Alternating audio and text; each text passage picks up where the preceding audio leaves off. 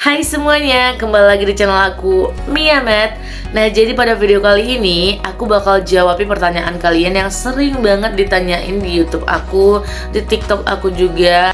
Setelah S1 itu lebih baik lanjut PPG atau lanjut S2 ya? Yang mana ya kira-kira yang terbaik untuk kamu? Nah, jadi pada video kali ini aku bakal bahas secara detail. Sebelumnya aku udah pernah bahas juga memang di YouTube aku yang ini.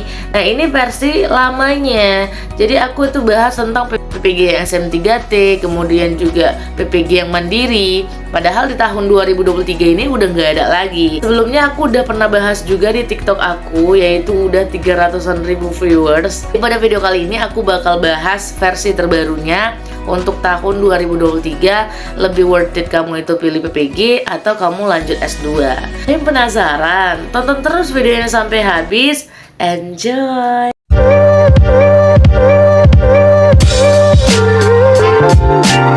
Jangan lupa untuk di-subscribe, like, comment, and share. Kita bahas ya kali ini.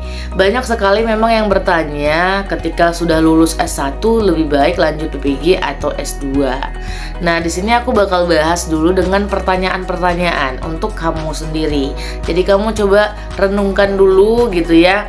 Kamu itu sebenarnya ingin berkarir menjadi guru atau mau menjadi dosen? Itu dulu. Kamu mau jadi apa gitu?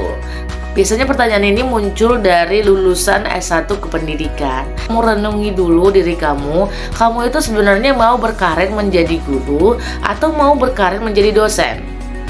Oke, itu dulu pilihannya. Harus pilih salah satu dulu. Kalau untuk nanti selanjutnya mau langsung dua-duanya ya silahkan. Tapi ini kita mau cari dulu pekerjaan tetap kamu gitu. Jadi kita mau cari pekerjaan tetap untuk jangka waktu yang panjang seperti itu. Jadi pilihannya sekarang pertanyaannya, kamu mau jadi guru atau mau jadi dosen? Oke, udah dapat jawabannya. Nah, sekarang gini. Kalau misalnya kamu ingin sukses berkarir menjadi guru, untuk saat ini ya rekrutmen guru honorer itu udah nggak ada lagi. Yang harus kamu ketahui bahwa honorer itu tahun 2023 ini mau dihapuskan. Jadi kalau misalnya kamu lulusan S1 kependidikan mau jadi honorer itu akan sulit. Untuk sekarang ini ya, untuk sekarang ini kamu itu akan sulit melamar sekolah gitu kan, melamar ke sekolah ini ke sekolah ini. Jangan bingung kamu kalau misalnya kamu nggak diterima ke sekolah-sekolah tersebut, karena dari Kemendikbud dah membuat pernyataan bahwa tidak boleh ada sekolah-sekolah yang menerima lagi guru-guru honorer. Jadi kalau begitu lulusan S1 gimana kak gitu ya? Kalau mau jadi guru gimana kalau nggak didahului dengan honorer? Nah, jangan salah. Jadi ada langkahnya. Kalau kamu mau sukses jadi guru, kamu lanjut saja setelah S1 itu kamu PPG. Nah, jadi ada program terbaru dan dibeasiswakan juga oleh Kemendikbud untuk kamu lulusan S1 kependidikan maupun non-kependidikan yang ingin menjadi guru, ingin memajukan pendidikan di Indonesia dengan cara kamu melanjutkan studi pendidikan profesi guru. Ya, itu PPG Prajabatan yang saat ini itu dibuka oleh Kemendikbud. Nah, tapi kalau untuk Kemenak masih belum ada ya. Nah, kita tunggu saja, mana tahu akan rilis juga gitu. Tapi untuk saat ini Kemendikbud yang ada. Dan juga memang beberapa bidang studi saja memang dibuka, karena bidang studi yang dibuka itu disesuaikan dengan jumlah guru pensiun. Sehingga nantinya ketika guru pensiun udah langsung digantikan oleh lulusan PPG Prajabatan seperti itu. Jadi sekolah-sekolah itu kalau ingin mau rekrut guru-guru baru itu udah langsung dari lulusan PPG Prajabatan. Itu program yang dicanangkan oleh Kemendikbud saat ini. Sehingga dari tahun 2022 itu terus tuh dibuka sampai 2 gelombang. Baru 2023 ini dibuka juga 2 gelombang untuk lulusan S1 kependidikan maupun non kependidikan untuk bisa menjadi guru langsung di PPG-kan, langsung disekolahkan gratis loh beasiswanya ya. Jadi diberikan beasiswa 17 juta selama 2 semester. Nah, jadi kalau ada yang nanya apakah ada PPG mandiri kah untuk saat ini? Nggak ada guys. nggak ada lagi PPG Mandiri. Tuh kalau kita lihat dari 3 tahun yang lalu itu ada PPG Mandiri, ada biaya sendiri ya untuk kuliahnya ada, yaitu 8,5 juta per semester. Jadi kalau 1 tahun itu 17 juta. Tapi kalau untuk saat ini itu nggak ada lagi guys. Jadi memang ya pure kita itu harus bersungguh-sungguh untuk belajar, karena saingan kita juga banyak, puluhan ribu pesertanya dan bersaing secara nasional juga. Misalnya ingin sukses menjadi guru, untuk saat ini tahun 2023 kamu harus lanjut PPG Prajabatan gitu. Kalau misalnya nanti ternyata bidang studi kamu nggak dibuka, kamu coba aja lamar-lamar aja sekolah dulu, entah itu sekolah swasta atau mungkin ada juga yang membutuhkan sekolah negeri, ya silahkan saja gitu ya.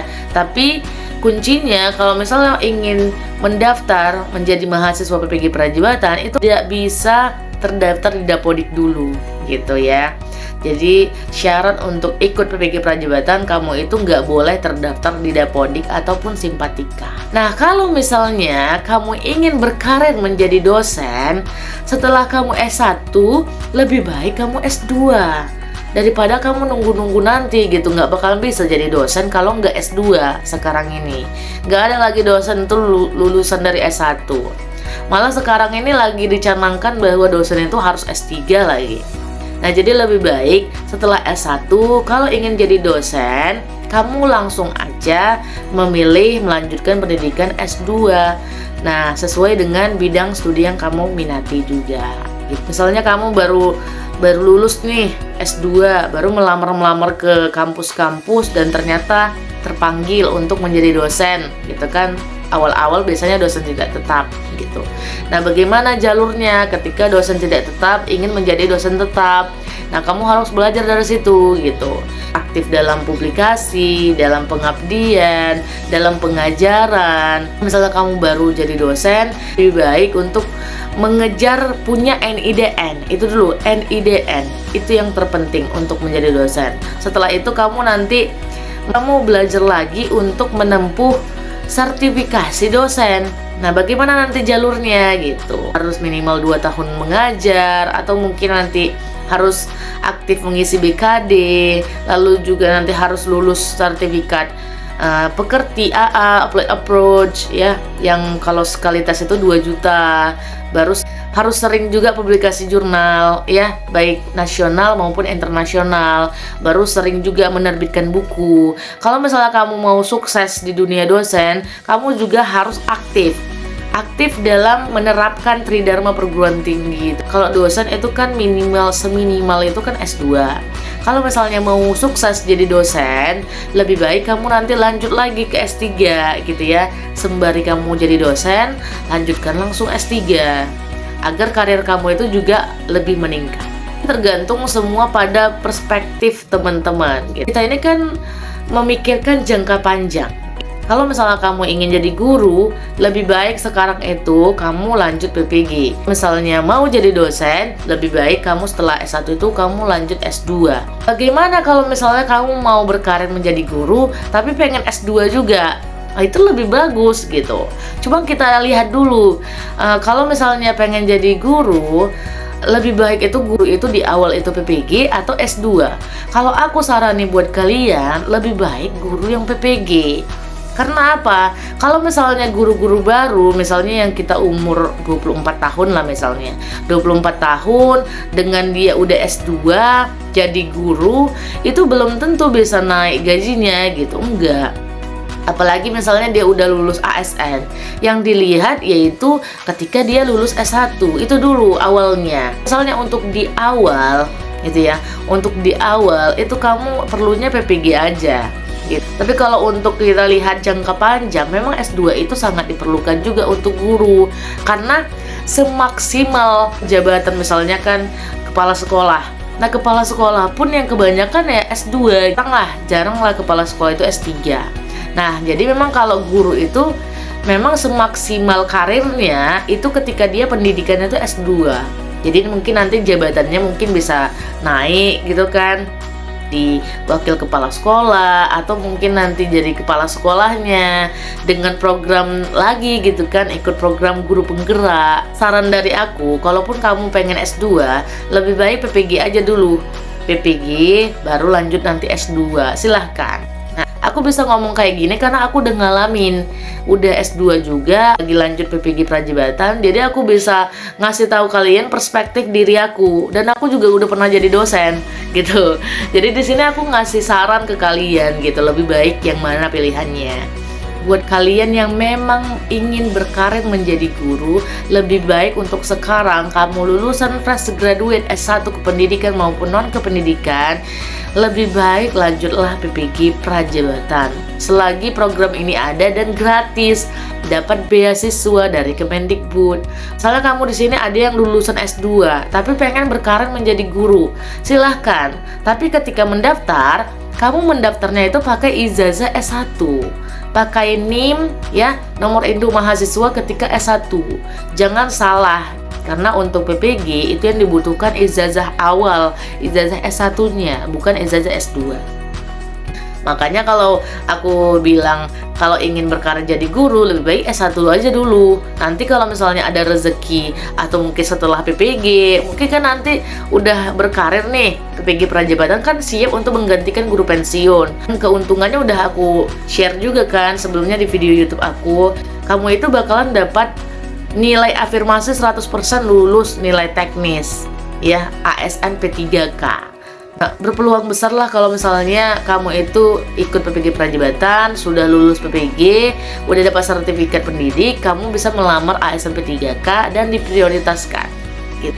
Nah, misalnya nih, kamu udah lulus PPG, udah dapat sertifikat pendidik, udah bisa melamar ASN P3K dan ternyata prioritas kan, jadi lulus, misalnya dapat gaji pokok, kemudian tunjangan sertifikasi. Nah, mungkin saja dari gaji tersebut kamu bisa sisihkan untuk kamu melanjutkan S2, silahkan gitu, itu lebih baik. Nah, karena lebih baik kita ambil pendidikan, lanjut pendidikan selagi kita masih muda gitu. Kita nggak tahu kedepannya ketika kita di hari tua gimana, gitu. Masih energik lah kalau untuk bahasanya gitu ya, lebih tekun untuk melakukan sesuatu. Misalnya udah berumur 40 tahun, kewalahan sih sebenarnya, kasihan juga gitu. Nah, jadi nanti ketika kamu udah PPG, kamu itu lanjutkan S2.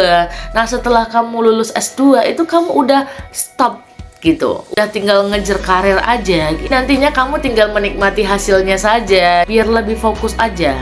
Biar lebih fokus kamu mengejar karir, kemudian lebih fokus untuk menumbuhkan karakter atau menanamkan nilai karakter ke anak-anak. Fokus gitu kan, mengembangkan potensi anak-anak. Timbang kita itu sambil S2, sambil PPG, sambil ngajar lagi gitu. Nah, jadi lebih baik satu-satu aja dulu. Satu-satu kamu kerjakan dahulu agar nantinya masa depan kamu itu cerah. Kalau misalnya guru PNS ya, guru PNS pun mereka harus PPG dulu baru dapat tunjangan sertifikasinya. Itu yang banyak orang yang nggak tahu nih. Gitu, dikirain guru PNS udah dapat semua nih tunjangan-tunjangannya. Enggak guys. Ya, jadi guru itu semuanya, baik guru PNS maupun honorer harus PPG. Ya, jadi dari PPG itulah dilihat kualitasnya, kompetensinya, apakah udah berkesesuaian dengan keahlian yang diharapkan gitu untuk menjadi guru sesuai dengan bidangnya. Kamu pilih PPG, lanjut dulu setelah S1 itu kamu PPG, baru lanjut S2 silahkan. Tapi kalau misalnya kamu ingin berkarir menjadi dosen, lebih baik kamu setelah S1 itu lanjut S2. Setelah S2 kamu melamar ke kampus-kampus untuk menjadi dosen tidak tetap, atau mungkin nanti ada rekrutmen CPNS dosen, silahkan, itu lebih bagus gitu. Ya, kalau misalnya berkarir dari bawah silahkan ya, misalnya dosen tidak tetap, melamar aja ke semua kampus, apply-kan aja semua surat lamaran. Nah, setelah itu kamu bersungguh-sungguh untuk bisa mendapatkan NIDN, itu aja dulu. Punya NIDN, kamu bisa aktif dalam menjadi seorang dosen, aktif dalam pengajaran, aktif dalam penelitian, aktif dalam mengembangkan karir kamu untuk jabatan. Itu minimal asisten ahli lah kamu kerjakan. Itu syarat-syaratnya apa? itu kan harus publikasi, dan juga kamu harus sering publikasi jurnal, buku, dan lain-lain. Kamu harus kejar juga sertifikasi dosen. Kalau guru kan sertifikasinya sertifikasi guru, dosen juga ada. Kalau ingin mau juga punya tunjangan, itu harus sertifikasi dosen. Langkahnya coba di searching di Google apa aja langkah-langkahnya, harus gimana. Itu harus punya sertifikat pekerti AA ya, apply approach. Itu sekali tes itu 2 juta. Baru TOEFL, kemudian TKDA gitu. Sekali tes 250.000 deh kayaknya gitu. Ya kamu harus kumpulin berkas-berkas untuk kenaikan pangkat kamu, dan juga untuk sertifikasi dosen kamu juga kalau ingin berkarir menjadi dosen. Nah, kemudian sambil kamu itu mengajar menjadi dosen, lebih baik kamu lanjutkan langsung S3 ya, karena nanti pendidikan ini bakalan naik harganya gitu kan. Kalau kita lihat sekarang S1 aja udah 10 juta ya kan, 15 juta pendidikan untuk 1 semester aja. Konon lagi S3 gitu. Selagi ada S3 sekarang kayaknya 13 juta masih ada deh gitu kan. 15 juta juga masih ada. Nah, jadi lebih baik kamu sambil-sambil jadi dosen, lebih baik kamu S3. Jangan, nah ini aku saranin buat kalian, ketika kamu udah lulus S2, kamu lanjutkan langsung S3, tunggu dulu. Lebih baik kamu apply-kan aja, cari dulu home base kamu untuk mengajar, itu dulu. Kamu cari dulu pekerjaan, misalnya udah dapat jadi dosen, sesuai dengan bidang kamu, nanti kamu bisa ambil S3 sesuai dengan bidang keahlian tersebut gitu. Sehingga kamu nggak salah langkah nih. Takutnya ketika kamu udah S2, udah lanjut S3, kamu lamar-lamar ke kampus manapun nggak ada yang menerima gitu. Karena udah kayak high ini ya, high degree gitu ya. Jadi kamu tuh nggak salah langkah untuk bisa menjadi dosen, untuk bisa berkarir sukses menjadi dosen. Semuanya semua ada di tangan kamu sendiri. Kamu sendiri yang punya hak untuk memilih karir mana yang kamu pilih untuk kedepannya, karena ini prospek untuk jangka panjang loh. Ya, kita kan mau melihat karir untuk jangka panjang kita, diri kita sendiri, senyaman kita ingin mau menjadi apa, gitu ya. Semua pekerjaan punya bebannya masing-masing. Itu yang perlu kamu ketahui ya. Jadi guru ada beban kerjanya, jadi dosen juga ada beban kerjanya. Baru untuk meniti karirnya juga ada langkah-langkahnya. Mau jadi guru, meniti karir menjadi dosen ada juga tahapan-tahapannya yang harus kamu ketahui. Nah, jangan sampai kamu udah jadi guru tapi kayak stuck, misalnya jadi guru tidak tetap atau jadi guru honorer yang nggak tahu sama sekali perkembangan saat ini gitu. Atau kamu jadi dosen yang sampai saat ini kamu nggak punya NIDN misalnya, atau mungkin nggak tahu referensi untuk bisa kenaikan pangkat, atau mungkin nggak tahu ada berkas-berkas untuk sertifikasi dosen gitu. Nah, jadi memang semua ada pada dirimu. Kalau bisa cari aja sumber-sumber di mana kamu bisa lebih dapat mengetahui informasi, dan juga sering aja berkolaborasi dengan teman-teman kamu untuk mengetahui atau mendapatkan info yang bagus untuk karir kamu ke depan. Untuk di masa tua gimana ya gitu, apakah aku harus mengejar karir lagi ketika tua? Kejar karirmu selagi masih muda ya. Kalau bisa ambil pendidikan terus, sehingga nantinya ketika tua kamu tinggal menikmati hasilnya gitu. Kamu sendiri yang memutuskan untuk karir kamu ke depan. Jangan lupa untuk belajar terus dan untuk bisa berkarir sukses jadi guru maupun jadi dosen. Seperti itu ya. Nah, mungkin itu saja. Mudah-mudahan dapat menjawab pertanyaan kalian, kegelisahan kalian juga. Mudah-mudahan juga bermanfaat. Oke. Dan jangan lupa terus tonton video aku di YouTube aku Mia Med. Jangan lupa untuk subscribe, like, comment, and share. Aku akhiri dengan wassalamualaikum warahmatullahi wabarakatuh. See you.